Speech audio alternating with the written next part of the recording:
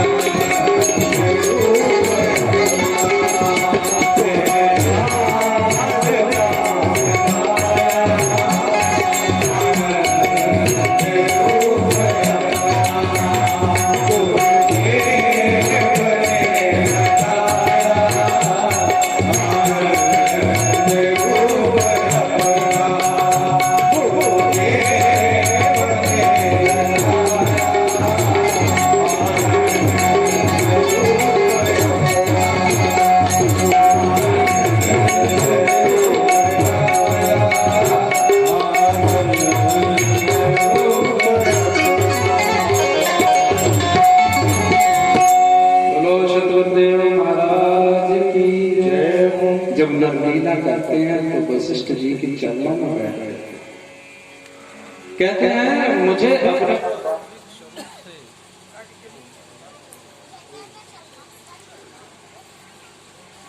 स्वरूप से मिलाया, इसलिए गुरु की कृपा से आनंद रूप गुरुदेव ने लिखाया आनंद रूप। गुरु कृपा है केवलम, गुरु कृपा है केवलम, शिष्यस्य परम मंगलम। गुरु की कृपा से ही भवसागर से पार हुआ जा सकता है, और कोई उपाय नहीं है, क्योंकि जो वास्तविक ज्ञान है वह कौन देगा? गुरुदेव देंगे। गुरु ब्रह्म ज्ञानी पुरुष ही देगा, ज्ञानी पुरुष ही देगा। जो स्वयं छूटा हुआ है वही छुड़ा पाएगा, जो स्वयं नहीं छूटा तो वह दूसरे को कैसे छुड़ा पाएगा? और इनके झुंड के झुंड नहीं होते हैं ज्ञानी पुरुषों के। ज्ञानी पुरुष कोई बिरला ही मिलेगा। बहुनाम जन्मनाम ते ज्ञानवान मां प्रपद्यते। बहुत जन्मों के अंत के जन्म में तब ज्ञान प्राप्त होता है। कोई ज्ञानवान साधु होता है, और जिनकी कृपा से क्या होता है? जिनकी कृपा से फिर ज्ञान मिलता है, भाई वो ध्यान देंगे और उनके ज्ञान को आत्मसात करना, उनके ज्ञान को केवल मानना है, उसे अपनी बुद्धि तो नहीं चलाना। ज्ञानी पुरुष के वचन पर यदि किसी ने अपनी बुद्धि चला दी तो उसका कल्याण कैसे?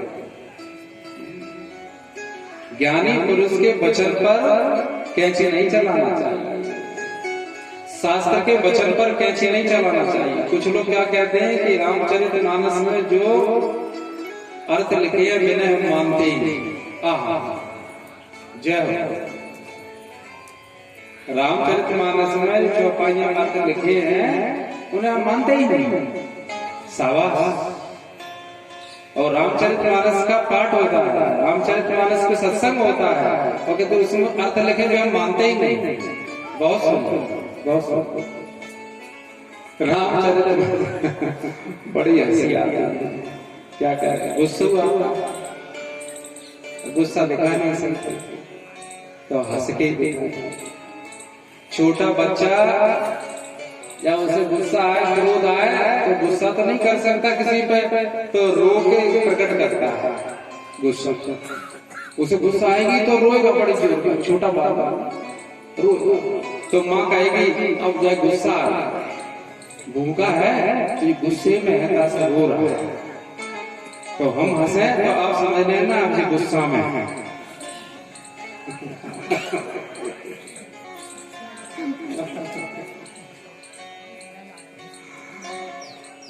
संतों की कृपा है कि गुस्सा प्रकट नहीं कर सकते तो हंसे ही नहीं। देखो ना, बोले बेहस महेश तब, क्या महेश को शंकर भगवान को हंसी नहीं है?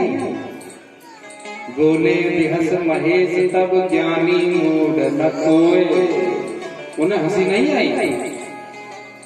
तो ऐसे हंसी हमें आती है। इनकी बातें सुनो तो ऐसा लगता है कि रामचरितमानस की चौपाइयों के अर्थ कोई वैसे ही व्यक्तियों ने कर दी है। इतना अधिकार नहीं है इस भारत भूमि पर। ग्रंथों को कोई छेड़ नहीं सकता है, और खासकर अब तो कोई नहीं छेड़ सकता है। आज जो शासन चल रहा है उस शासन में, उस सरकार में कोई ग्रंथों को छेड़ नहीं सकता। आपको बुरी लग जाए, कोई राजनीतिक बात नहीं है, क्योंकि अब वह समय आया है जब संतों को सम्मान होगा, संतों का धर्म का सम्मान होगा, ग्रंथों का धर्म, ग्रंथों का सम्मान होगा।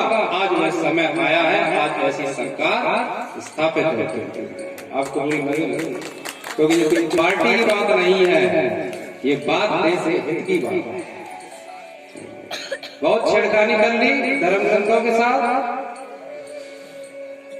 ऐसे लोगों को पढ़ने का कोई अधिकार भी नहीं। जो चौपाई को गलत ठहराना, जो गीता की बात भी गलत ठहराना, अरे बुद्धुओं फिर तुम सीखोगे कैसे? कहां से सीखोगे, कैसे सीखोगे? श्रीमद् भगवत गीता उद्घोष करती है, नहीं ज्ञानेन सदृशम पवित्र में ही विद्यते। इसका कोई काट लिया। आहा, संतों का, गुरुओं का ऋण हम चुका नहीं सकते। जो संतों ने ऋण, तो संतों ने हमें दिया है ग्रंथ, संतों ने जो मेहनत करी है, कम से कम हमारा यह कर्तव्य होना चाहिए कि इन ग्रंथों को हम पढ़ करके पी लें। पियो भाई पियो, बुद्धि मत चलाओ। अपनी बुद्धि ग्रंथों पे चलाने लायक नहीं है, देखो मान पियो। पिबत भागवतम रसमाल्यम मुहुरो रस का भूभाव का। पियो पियो, जब तक जीवन है। व्यास जी कहते हैं, सुखदेव जी महाराज कहते हैं, पियो। पिबत भागवतम रसमालयम, पियो। आप ये मत समझ लेना कि हम कुछ और कहते हैं, नहीं, पियो पियो पियो तो वैसे पियो। कुछ लोग अब कहीं मीडिया हो तो लो हम फंसी, मीडिया होगा तो इतनी भले जाएंगे। देखो आज अपूर्णा पाठक जी महाराज ने की पियो पियो पियो, जब तक जीवन है तब तक पियो, और इस तरह उस तरह काट ले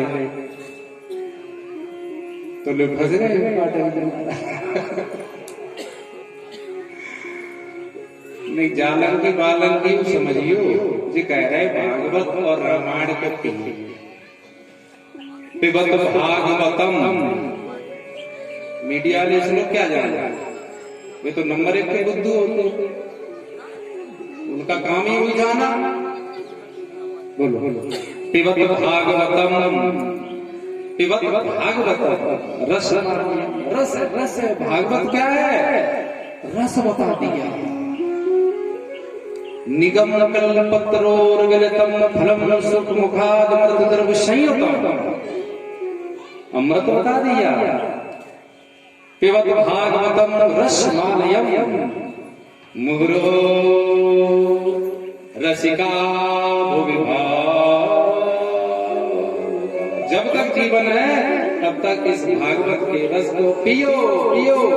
इसका अर्थ है सुनो सुनो सुनो, कथा सुनो कथा सुनो। जितना अधिक समय कथा सुनने में लगाओ, जितना अधिक समय कथा को पढ़ने में लगाओ, जितना अधिक समय भगवान के गुणगान में लगाओगे, तो अपना मनुष्य जन्म सफल हो जाएगा, बुद्धि पवित्र हो जाएगी। फिर ऐसी बातें उठा पटक वाली बातें नहीं करेंगे, फिर ऐसी बातें करेंगे।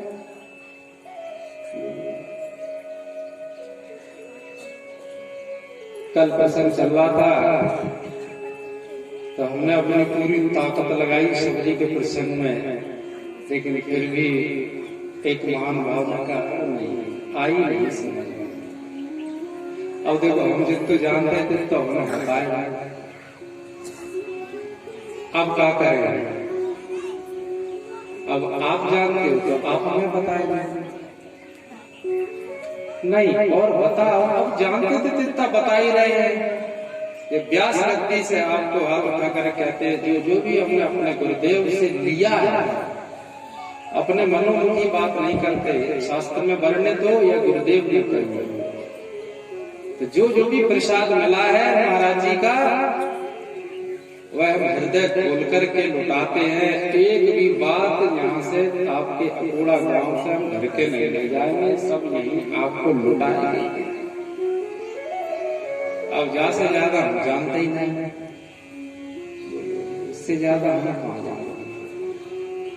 तो आप बताएं, तो नहीं कितना सरल है कि छठ तमसील बिरत बहु कर्मा, कितनी सरल है। हम और आप भी जब कोई दो चार धंधे करें हो, ज्यादा काम कर रहा हो तो क्या कहते हैं, तुम तो बहुधंधी हो, कहते हैं ना महाराज, कहते तुम तो बहुधंधी हो, बहुत धंधे कर, बहुत काम कर। एक काम चुनो, एक काम चुनो, बहुत काम मत करो, क्योंकि बहुत काम करोगे तो सफलता नहीं मिलेगी, और एक काम में लग जाओगे तो सफलता मिलेगी। ऐसा क्या? तो अब क्या करें कि बिरत बहु कर्मा, कहते बहुत कर्म कर रहे हो, इससे वैराग्य हो जाए। जिस कर्म के लिए तुम्हें यह मनुष्य जन्म दिया है वह कर्म करो, और बहुधंधों को छोड़ दो। इसे बिरत बहु कर्म कहा है। और इस बात को कोई काट दे, लेकिन शास्त्र अपने मनोमुखी नहीं, या तो महापुरुष का वाक्य होना चाहिए या उसका वास्तविक अर्थ होना चाहिए। और नहीं तो और एक उदाहरण है, समझना हो तो बहुत सरल है महाराज। क्या कि भगवान जी ने कह दी कि सबरी तुम में 9 भक्ति हैं, एक भक्ति हो वही मुझे प्रिय है, लेकिन भगवान कहते सबरी तुम में 9